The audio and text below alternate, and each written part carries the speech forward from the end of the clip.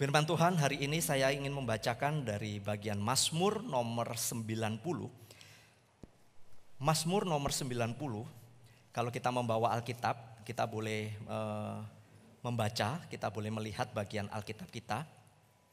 Karena saya hanya menuliskan satu ayat saja nanti yang kita akan ulangi untuk baca. Mazmur 90, silakan saudara boleh membuka di gadget saudara atau di Alkitab saudara. Saya akan membacakan Mazmur 90 ayat 1 sampai 12. Tuhan, Engkaulah tempat perteduhan kami turun-temurun. Sebelum gunung-gunung dilahirkan dan bumi dan dunia diperanakkan, bahkan dari selama-lamanya sampai selama-lamanya, Engkaulah Allah. Engkau mengembalikan manusia kepada debu dan berkata, kembalilah hai anak-anak manusia. Sebab di matamu 1000 tahun sama seperti hari kemarin apabila berlalu, atau seperti suatu giliran jaga di waktu malam. Engkau menghanyutkan manusia, mereka seperti mimpi, seperti rumput yang bertumbuh di waktu pagi berkembang dan bertumbuh di waktu petang lisut dan layu. Sungguh kami habis lenyap karena murka-Mu dan karena kehangatan amarah-Mu kami terkejut. Engkau menaruh kesalahan kami di hadapan-Mu dan dosa kami yang tersembunyi dalam cahaya wajah-Mu. Sungguh segala hari kami berlalu karena gemas-Mu. Kami menghabiskan tahun-tahun kami seperti keluh. Masa hidup kami 70 tahun. Dan jika kami kuat 80 tahun. Dan kebanggaannya adalah kesukaran dan penderitaan. Sebab berlalunya buru-buru dan kami melayang lenyap. Siapakah yang mengenal kekuatan murka-Mu dan takut kepada gemas-Mu? Ajarlah kami menghitung hari-hari kami sedemikian. Hingga kami beroleh hati bijaksana. Saya mengajak kita membaca ayat yang ke-12. Ayat yang ke-12 namun dari versi bahasa Indonesia sehari-hari. Mari kita membaca bagian ini. Mari bahasa Indonesianya ya. 1, 2, 3. Sadarkanlah kami akan singkatnya hidup ini. Supaya kami menjadi orang yang berbudi. So teach us to number our days. That we may apply your heart to wisdom. Kalau kita membaca tadi hati yang bijaksana, lalu kemudian kita membaca terjemahan bahasa Indonesia sehari-hari, berbudi. Saudara-saudara, saya itu suka sekali nonton acara balap motor atau mobil. Gitu ya, saya suka sekali. Mau MotoGP ataupun juga Formula One. Memang sih jalannya muter begitu. Tetapi asik kalau kita senang menontonnya. Saudara tahukah salah satu ajang yang menarik di dalam Formula One, balapan mobil itu adalah kecepatan, ketangkasan dan kerja tim yang luar biasa untuk memenangkan sebuah perlombaan. Saudara bayangkan waktu 0,01 detik di ajang Formula One itu sangat berarti buat mereka. 0,01 detik itu sangat berharga. Tim Red Bull saudara pernah memecahkan rekor dan hari ini masih belum terkalahkan rekornya untuk pit stop mengganti 4 ban dan kemudian mengisi bahan bakar hanya membutuhkan waktu 1,8 detik. Rata-rata orang mengganti ban dengan mengisi sedikit bahan bakar itu adalah 2-3 detik. Mau tahu saudara? Hitung ya. Saya tunjukin videonya, saudara lihat berapa detik saudara. Rasanya kita baru nonton kok mobilnya udah jalan gitu ya. Lihatlah.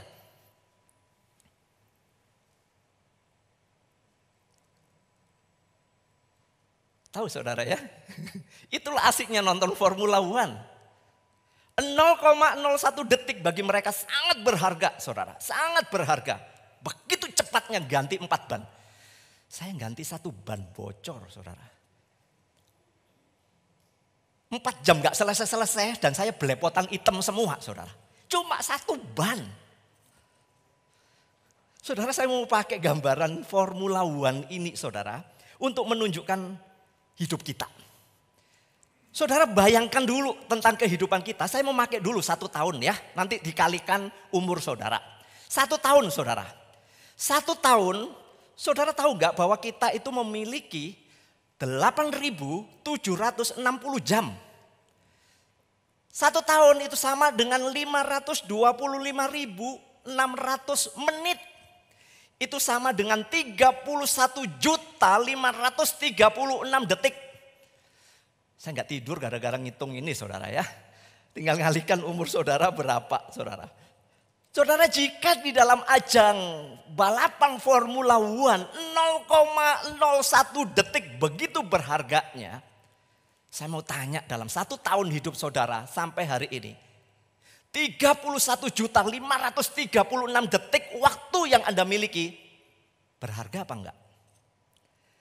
Waktu adalah bagian hidup kita dan kita tahu berakhirnya waktu yang kita miliki, maka berakhir juga kehidupan kita di dunia ini. Setuju enggak?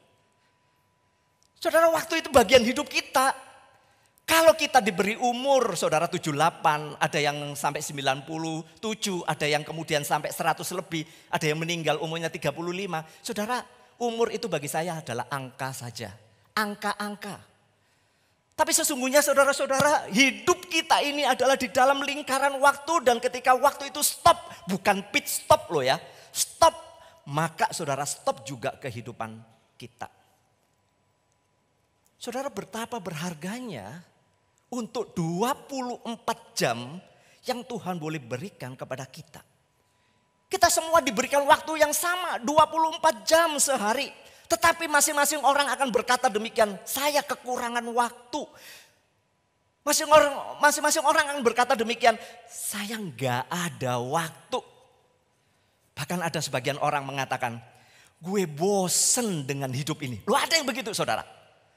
Ada yang mengatakan gak punya waktu, kekurangan waktu karena kerjanya. Waduh, cepet. Hektik banget kerjanya ya. Sampai waktunya kalau boleh ditambah 4 jam jadi sehari jadi 28 jam begitu saudara. Ada orang yang begitu. Gak cukup 24 jam. Ada yang ngomongnya saudara, saya gak punya waktu. Doa, gak punya waktu. Ke gereja, gak punya waktu. Tapi sementara orang lain mengatakan gue bosen sekali dengan hidup, kalau boleh cepat mati aja. Ada yang begitu loh saudara. Tapi hari ini kita belajar dari firman Tuhan dari Mazmur 90 ayat 1 sampai 12. Ini menunjukkan kepada kita satu fakta, ayat 1 sampai 12 jelas sekali menunjukkan tentang kita ini terbatas. Kita ini hidup di dalam ruang, di dalam waktu. Dan saudara, kita nggak bisa hadir di dalam 2 tempat secara bersamaan, nggak bisa. Kita ini sangat terbatas, tetapi ketika membaca bagian ini kita menemukan bahwa Allah adalah Allah yang tidak terbatas. Allah adalah Allah yang kekal, Allah yang tetap ada selama-lamanya. Sebelum dunia ini ada, Allah sudah ada. Bahkan ketika dunia ini nanti tidak ada, Allah tetap ada. Sebelum kita lahir ke dunia, Allah sudah ada. Ketika kita mati meninggalkan dunia ini, Allah tetap ada. Ini menunjukkan sebuah perbedaan yang sangat menyolok antara kita dengan Allah yang menciptakan kita. Namun seringkali kita tidak menyadari seakan-akan kita balik. Bahwa hidup kita ini seakan-akan tidak akan pernah fana, tidak terbatas. Bahkan kita mengatakan hidupku masih jauh, hidupku masih lama. Saudara, ingatlah apa yang dikatakan oleh Alkitab dalam bagian ini. Hidup kita ini saudara seperti mimpi. Seperti rumput saja yang hanya kelihatan sebentar lalu kemudian lenyap. Saudara, saya selalu kaget-kaget ketika ketemu dengan seseorang, ngobrol seperti minggu ini ngobrol gitu ya. Tapi berikutnya saudara begitu mengagetkan ketika salah satu keluarganya mengatakan bahwa dia sudah dipanggil pulang. Wow, itu saudara sakit apa? Itu yang sering kali kemudian sakit apa, kenapa? Tapi saya selalu menyadari bahwa pada akhirnya saudara, ketika waktu bagi dia adalah stop, maka stop juga hidupnya. Saudara-saudara, saya ketika chat WA dengan seseorang lagi asik ngobrol, saudara menanyakan gimana keadaanmu, anak-anakmu yang masih kecil. Saudara, kemudian berita berikutnya adalah berita duka. Sangat mengejutkan dan chat itu adalah chat yang terakhir. Perjumpaan dengan orang itu mungkin juga perjumpaan terakhir dan itu yang terjadi. Kita nggak pernah menyadari itu bukan, bahwa ketika kita ada hari ini, kita duduk di tempat ini, saya boleh mengatakan ini adalah sebuah pit stop bagi saudara. Pit stop itu artinya, saudara, ini sebuah refleksi buat saudara untuk diam, untuk boleh merenungkan tentang kehidupan saudara. Pit stop ini nggak lama, di gereja ini paling lama 1,5 jam. Tetapi biarlah pit stop ini saudara benar-benar menolong kita bagaimana seharusnya kita hidup. Saudara, di dalam Mazmur 90 ayat 1 sampai 12 jelas menunjukkan kepada kita ketika kemudian Musa yang diyakini sebagai penulis bagian ini itu dibacakan di dalam zamannya Daud. Ketika umat itu sedang gelisah tentang kehidupannya, mereka diingatkan tentang kehidupan mereka yang sesungguhnya apa yang mereka miliki, kebanggaan yang ada pada diri mereka itu semua sementara. Kejayaan yang pernah dimiliki oleh Israel itu adalah masa lalu. Tatkala mereka berdosa, Allah memberikan penghukuman. Dan ketika berita itu dinyatakan, mereka sedih. Dan disinilah kemudian berita itu dibacakan. Hidup kita itu cuma sementara. Apa yang kita miliki itu adalah cuma sementara. Bahkan kemudian dikatakan di sana, hidup kami itu hanya 70 tahun. Kalau kuat 80 tahun, kebanggaannya apa? Kebanggaannya adalah kesengsaraan. Artinya ada sebuah pengalaman-pengalaman kehidupan yang bisa senang, bisa pahit. Yang kita lewati kemarin di dalam minggu pertama. Bagaimana kita melihat luka-luka batin di dalam kehidupan kita. Saudara, sampai kemudian ayat ini kita baca bersama-sama dikatakan. Ajarlah kami menghitung hari-hari kami. Supaya hati kami semakin bijaksana. Saudara, dalam pit stop hari ini ketika kita diam sejenak kita merenungkan bahwa apakah aku sudah hidup dengan bijaksana di hadapan Tuhan? Apakah hatiku adalah hati yang berbudi? Karena hidup hari ini adalah sebuah kesempatan yang Tuhan boleh berikan. Ini sebuah anugerah yang Tuhan juga boleh percayakan kepada kita. Saudaraku, hidup kita itu diukur dengan waktu. Sekali lagi, hidup kita itu diukur dengan waktu. Jika kita menyia-nyiakan waktu, tidak melakukan apa-apa yang sangat berharga di dalam kehidupan kita dengan waktu yang Tuhan anugerahkan, maka kita sudah menyia-nyiakan kehidupan kita. Saudara, betapa berharganya waktu itu. Karena pada waktu stop juga kehidupan kita. Berbeda dengan pit stop yang itu sebuah refleksi lalu kemudian melaju kembali. Tapi ketika stop, maka tak ada satupun yang bisa saudara lakukan. Firman Tuhan mengatakan menghitung hari-hari ini adalah pelajaran yang paling sulit di dalam sepanjang kehidupan kita. Sekali lagi, menghitung hari-hari dengan bijak. Itu pelajaran yang paling sulit, saudara. Kita lebih mudah untuk menghitung cuan kita di dalam bisnis kita. Lebih mudah, saudara. Kita lebih mudah ketika kita melakukan satu pekerjaan lalu kemudian rugi atau untung, kita itu lebih mudah, saudara. Lebih mudah kita mengamati bunga bank, bunga deposito atau kemudian naik turunnya falas. Lebih mudah, saudara. Tapi begitu menghitung hidup yang berarti itu nggak mudah. Kalau sampai hari ini saudara, kalau ditanya ya, renungkan, hidupmu yang paling berarti itu apa sih? Hidupmu yang paling berarti itu ngapain? Kita nggak mungkin, kita sulit saudara menemukan jawaban ya. Hidup yang paling berarti dalam hidup kita itu apa ya? Menghitung hari-hari adalah untuk menunjukkan betapa singkatnya hidup kita. Entahkah dia sedang menderita, entahkah dia dalam keadaan bahagia. Saudara, semuanya itu akan berakhir. Yang menderita juga akan berakhir, yang bahagia juga akan berakhir. Persoalannya adalah kita nggak pernah tahu kapan waktu itu akan stop atas hidup kita. Itu persoalannya, kita nggak pernah tahu kapan itu stopnya. Mari saudara kita lihat kembali. Untuk lebih dalam lagi mengamati, kalau tadi 1 tahun kita punya 31.500.000 sekian detik. Hari ini saya berbicara tentang 24 jam yang dianugerahkan kepada kita. Hari ini hari Minggu tanggal 18 kita berada di jam 10. Artinya 24 jam kita sudah lalui dalam 10 jam. Udah lewat. Waktu saudara tinggal berapa? 14 jam. Yakin? 14? Ya yakinlah, memang sehari ya 24 jam. Yakin masih hidup? Belum tentu. Kita nggak pernah tahu. Bayangkan hari ini saudara punya 1440 detik. Anda punya 86.400 detik dalam hidup saudara. Saya ibaratkan begini. Hari ini, tadi jam 00, Tuhan itu masukkan ke account kita. Jam 00 Tuhan kasihin account sejumlah nilai 86.400 detik buat kita. Cemplungin ke hidup kita. Plung. Kita kan masih tidur toh. Betul enggak? Kita masih tidur. Mari kita lihat. 24 jam. Senin sampai Sabtu lah. Anggap saudara kerja 8 jam. Anggap 8 jam. Oke. 8 jam sisanya untuk tidur. Tuh. 8 jam sisanya satu hari untuk tidur. Terserah saudara bisa tidur 6 jam, 4 jam. Tetapi rata-rata orang tidur ya 8 jam. Berarti saudara 8 untuk kerja.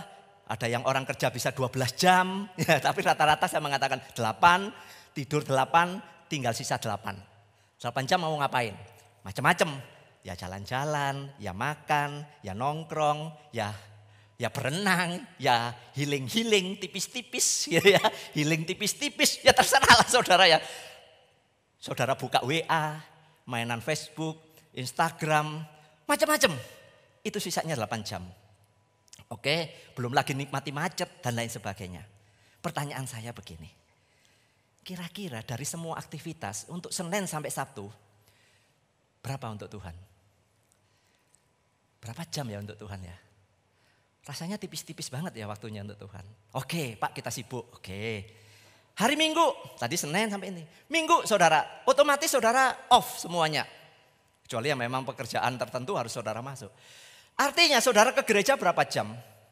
Paling lama 2 jam. Paling lama loh saudara 2 jam. Kalau pernah lebih 2 jam pasti saudara gak akan ke gereja ini lagi. Kelamaan khotbahnya begitu ya saudara. 2 jam paling lama. Sisanya 22 jam. Tadi dipotong untuk tidur 8 jam. Artinya 10 jam. Berarti kita punya masih 14 jam. Pertanyaan saya. Apakah itu benar-benar waktu yang berharga ketika saudara datang kepada Tuhan? Apakah itu suatu waktu yang paling penting di dalam hidup saudara ketika ada di tempat ini? Saudara-saudara, hidup ini bisa stop kapan saja, tetapi saya boleh mengingatkan. Kalau hari ini saudara belajar bersama-sama, ketemu dengan saya, kita belajar bersama-sama. Ini sebuah yang namanya pit stop. Waktu yang harus kita pakai. Bagaimana kita menggunakan waktu itu harus dengan bijaksana. Saudara, itu tidak mudah. Ketika Tuhan mengatakan ajar kami menghitung hari-hari kami sedemikian rupa. Itu pelajaran paling sulit, saudara-saudara. Pelajaran yang gak mudah, gak gampang. Saat kita memahami hati yang bijaksana dengan baik, maka kita akan ngerti sebenarnya untuk apa sih saya hidup, untuk siapa sih saya hidup. Ini akan menentukan langkah kita selanjutnya. Sekali lagi, ketika kita berpikir melihat hati yang bijaksana itu dimulai dengan satu dasar pemikiran. Untuk apa saya hidup, untuk siapa saya hidup. Maka saudara, kita akan boleh menikmati itu. Kenapa pada waktu kita berpikir bahwa memang hidup kita untuk pekerjaan, maka orientasi kita ya pekerjaan. Kalau orientasi kita adalah memang hidup untuk ya kebahagiaan, membesarkan anak-anak, cari duit, ya otomatis saudara akan lari ke sana. Kalau saudara memang larinya adalah untuk pleasure saudara, kesenangan saudara, ya larinya akan ke sana karena itu menentukan. Tapi ingat saudara, apapun yang saudara lakukan, stop itu akan terjadi kapan saja. Nah, disinilah saudara-saudara, hati yang bijaksana adalah saat kita memahami dengan baik dan benar. Untuk apa saudara hidup? Untuk siapa saudara hidup? Saudara benar punya pasangan, saudara benar punya anak, saudara benar masih bekerja untuk menjangkau masa depan, betul. Tetapi pertanyaan yang paling mendasar, prinsip dalam Alkitab adalah untuk siapa kamu hidup? Dan mengapa kamu harus hidup? Saudara-saudara, sesungguhnya kita tahu bahwa waktu yang kita miliki ini sangat terbatas. Saudara tahu, kita seringkali hanya mengatakan waktu terbatas adalah untuk urusan pekerjaan, untuk urusan aktivitas yang membuat kita tuh hektik banget ya, hektik ya. Membuat kita itu sibuk sekali saudara. Kita sampai mengatakan gak cukup loh 24 jam itu. Saudara, semua orang gak peduli saudara, status saudara, latar belakang saudara. Semua orang diberikan satu yang sama, 24 jam. Sama saudara. Setiap hari kita diberikan satu account di dalam hidup kita itu 86.400 detik untuk kita boleh lewati. Dan itu tidak bisa dikutak-katik, itu tidak bisa kemudian ditambahkan lagi. Oh besok sisa saya masih bagus, ditambahin lagi, nggak bisa. Begitu 86.400 detik berjalan lewat, habis ya habis. Saudara harus menunggu kembali karunia Tuhan untuk diisi kembali 86.400 detik dalam hidup saudara. Every day sampai hari ini saudara mengalami itu. Saudara-saudaraku, Alkitab sesungguhnya sudah memberitahukan banyak kebenaran yang baik. Bagaimana supaya kita hidup itu secara benar. Untuk apa kita hidup dan bagaimana kita menjalani hidup. Alkitab sesungguhnya sudah banyak hal memberikan kepada kita. Mari kita melihat saudara, saya hanya men-skip kepada 3 bagian saja. Yang pertama saudara, supaya kita hidup itu bijaksana. Ada sebuah transformasi di dalam kehidupan kita mulai dulu. Antara waktu dan diri kita, hidup kita. Saudara-saudara, cara kita di dalam menghabiskan waktu hari ini, itu akan menentukan seperti apa hidup besok. Ya tentu saja kalau besok saudara masih hidup, gitu ya, kalau kita masih hidup. Tapi cara hari ini kita menghabiskan waktu kita, tentu saja akan menentukan langkah Anda berikutnya. Kalau hari ini ketika Anda bangun sudah mulai malas cari Tuhan, malas untuk menyembah Tuhan, ya sudah. Sudah artinya Anda kehilangan momen yang paling penting dalam hidup saudara. Dan mungkin esok saudara mengatakan kemarin juga gak apa-apa, toh juga gak apa-apa. Satu kali excuse akan membuat saudara excuse untuk yang lainnya. Satu kali kita memberikan satu kesempatan kelemahan, dosa kita masuk, itu akan berujung kepada dosa-dosa berikutnya. Itu sudah terjadi saudara. Maka saudara-saudara, cara kita menghabiskan waktu hari ini menentukan seperti apa yang harus kita lakukan besok. Misalnya saudara, Lukas 12 ayat 16 sampai 21. Kisah itu menarik ketika Tuhan Yesus dikatakan di sana, saudara-saudara, setelah mengajar berkeliling lalu ada orang yang tanya kepada Tuhan Yesus begitu ya. Semoga saya nggak tuliskannya salah, Lukas 12 ayat 16 ya, tentang orang kaya yang bodoh. Saudara, ketika orang itu mengatakan, dalam perumpamaan Tuhan mengatakan ada seorang kaya tanahnya berlimpah-limpah, hasilnya ia kemudian berkata dalam hatinya, apa yang harus aku lakukan? Oh, aku akan bangun lumbung, aku akan buat yang lebih gede lagi. Lalu kemudian dia membangunnya dan dia mengatakan, ini lumbungku dan hidupku sekarang aman dan terjamin, ada barang-barangku. Lalu dia mengatakan, nyamanlah jiwaku, tenanglah karena aku semua sudah terjamin. Tapi saudara, ayat 20 Tuhan Yesus berkata, firman Allah berkata kepadanya, hai engkau yang bodoh, pada malam ini juga jiwamu akan diambil daripadamu. Dan apa yang telah kau sediakan, untuk siapakah itu nanti? Untuk siapakah itu nanti? Saudara, ketika orang ini memberikan satu investasi ke depan tentang jaminan hidupnya, gak salah. Gak ada yang salah dengan itu. Tapi saudara, yang salah adalah ketika dia berpikir bahwa hidupnya akan untuk selama-lamanya dan tidak akan pernah stop. Waktunya akan terus berada buat dirinya. Dan mungkin juga orang ini akan berpikir bahwa waktu bisa dibeli oleh dia. Tapi kenyataannya firman Tuhan mengatakan malam ini juga kamu yang bodoh dikatakan. Malam ini juga jiwamu kembali. Untuk siapa? Saudara, disinilah kita menyadari akankah kita menggunakan waktu yang kita miliki ini semakin membawa kita dekat kepada Tuhan atau semakin jauh. Waktu itu adalah sebuah komoditas, salah satu komoditas yang paling penting berharga di dalam kehidupan kita. Memang ada komoditas yang lainnya ya, saudara, yang paling penting. Tapi saudara, waktu itu adalah bagi saya yang paling penting sepanjang kehidupan kita. Karena begitu waktu itu stop dalam hidup kita, everything yang kita punya gak akan pernah bisa menolong kita. Gak akan pernah. Kita tidak akan pernah bisa mendapatkan kembali waktu yang sudah lewat. Setelah waktu, saya mengatakan tadi saudara, ketika account kita 86.400 detik kita miliki dan kita belanjakan. Maka saudara, sisa waktu yang ada ataupun yang sudah kita belanjakan kita gak bisa refund kembali. Gak bisa. Yang sudah lewat akan menjadi kenangan. Yang kedua, saudara, coba renungkan bukan hanya diri kita, tetapi juga apa yang ada pada diri kita. Saya menyebutnya kekayaan. Gak sedikit kita akan menghabiskan sebagian besar waktu kita untuk mencari nafkah. Gak salah. Anda bekerja mencari nafkah, tidak salah. Waktu itu sedemikian berharganya bagi kita untuk dunia kerja kita, untuk usaha bisnis kita.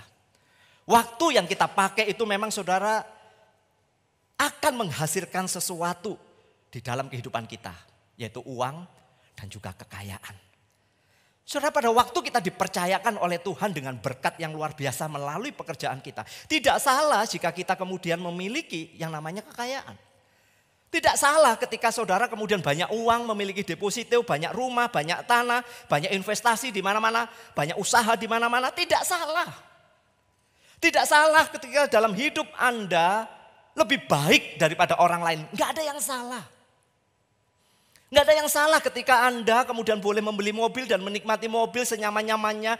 Tinggal di rumah yang nyaman, saudara relaksasi. Kemudian saudara juga punya ART yang begitu banyak untuk menyokong kehidupan saudara. Itu tidak salah. Semua kekayaan, kemewahan, uang yang saudara miliki, tidak ada yang salah. Kita itu akan menjadi sangat salah ketika bersikap terhadap yang kita punya. Itu salahnya. Gak salah saudara punya uang banyak, enggak. Gak salah saudara punya mobil, enggak. Punya tanah, rumah, enggak salah. Itu berkat kepercayaan Tuhan.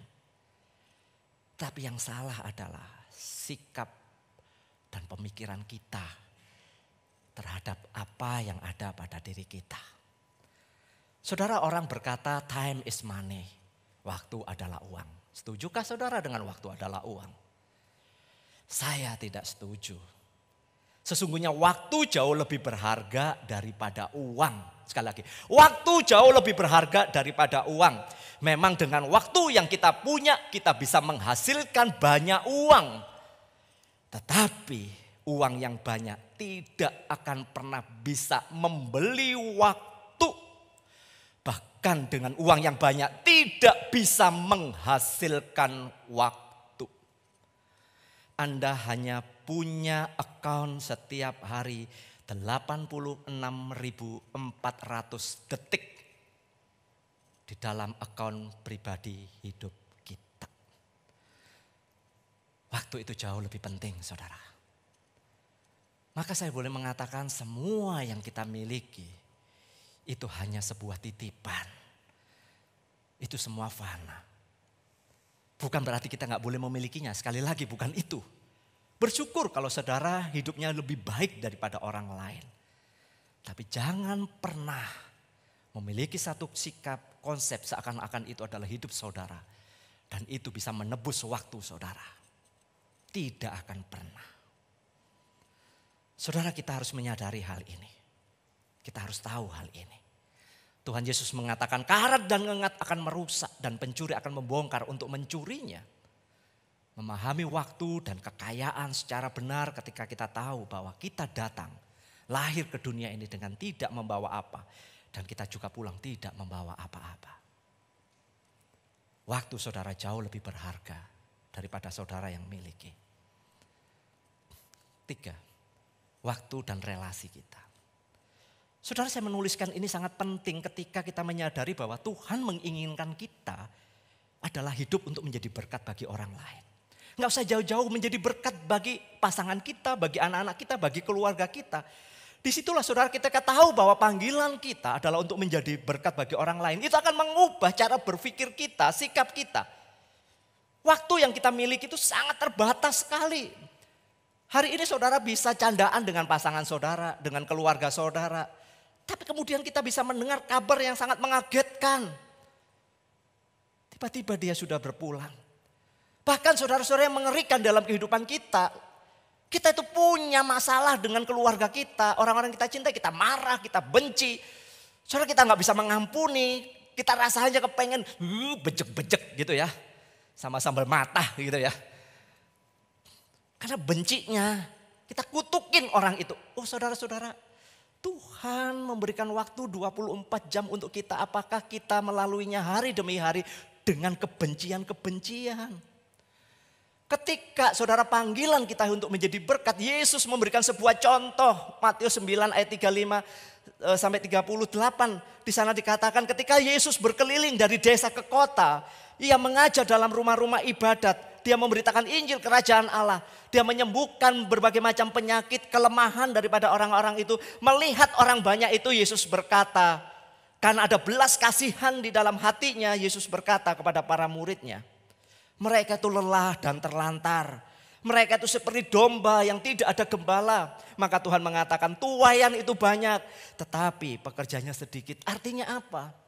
Kamu hidup diberikan satu kesempatan hidup, bangunlah relasi yang baik. Itu ada orang-orang yang terlantar. Itu ada orang-orang yang perlu ditolong. Lihat itu. Artinya Yesus hanya punya waktu 3,5 tahun di dalam masa pelayanannya. Tapi Yesus kemudian bisa memberikan sebuah dampak yang luar biasa. Dan dia ingin supaya murid-muridnya juga melakukan hal yang sama. Tuaian banyak tetapi pekerjaannya sedikit. Saudara-saudara, yang perlu kita lakukan dengan relasi kita adalah ampuni. Kalau memang kita harus mengampuni. Menerima, karena sesuatu yang sudah berlalu gak bisa diputar kembali. Kita harus menerima kenyataan itu dan kemudian menata kembali. Seperti saya tuliskan, kita tidak bisa mengubah masa lalu kita, tetapi kita bisa menata masa depan kita. Di dalam Kristus itu akan dimungkinkan. Kita belajar untuk menghargai orang lain. Mengasihi orang lain, dan mungkin itu adalah satu peran yang terakhir yang kita tunjukkan kepada orang itu. Dan mungkin itu adalah pelayanan yang terakhir, kasih yang terakhir yang dia terima, yang dia rasakan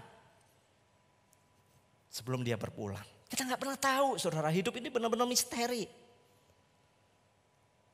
Saudara, mari kita coba boleh melihat bahwa ketiga hal ini saya sadar akan hidup saya.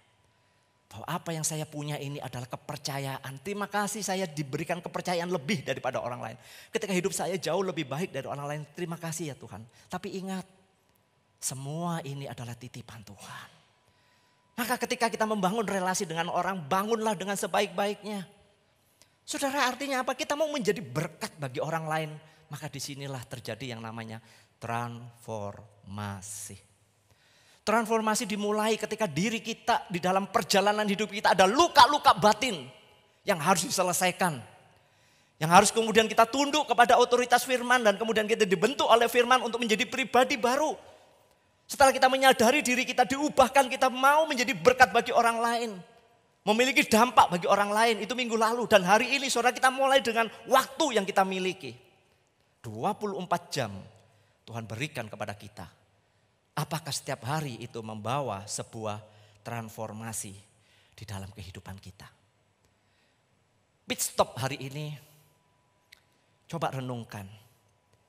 Bahwa sesungguhnya masalah kita dengan waktu adalah kita nggak bisa menggunakan waktu itu dengan sebaik-baiknya.